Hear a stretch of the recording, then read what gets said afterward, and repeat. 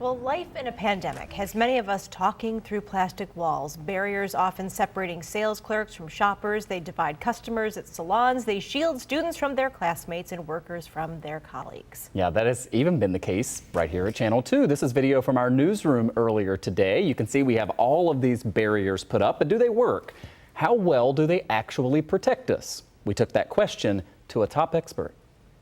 The dividers are sneeze guards. Chris Hogan is a professor of aerosol science. He says dividers make sense at checkout counters and other places with brief face-to-face interactions, but not in offices where COVID aerosols have time to hang around. A decent proxy for it is when we used to have smoking and non-smoking sections in restaurants. There'd be the occasional restaurant that would do this with a divider, right? And you'd say the smoking and non-smoking, and you knew that you could smell smoke in the non-smoking section if you were right next to it. We don't see a jet. What we actually see is the flow kind of going up and away. So what does help? Cloth masks and distancing do wonders to control COVID at the source and during short interactions. But if you're working at a desk near other people for long periods, the professor says it's a good idea to come to work with questions about ventilation.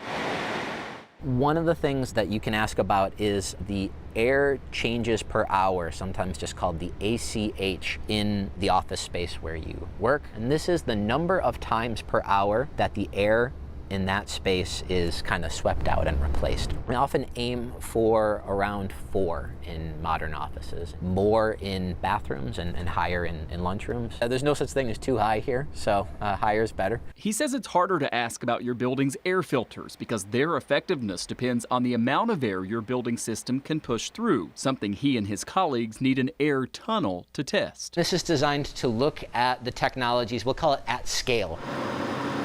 And he says one technology has shown to be effective in all kinds of settings. We did a study where we looked at what's called in-duct UV, that is UVC light inside a duct, and you would pass airflow through, and only 1 out of every 10,000 viruses that went in was still infectious at the outlet.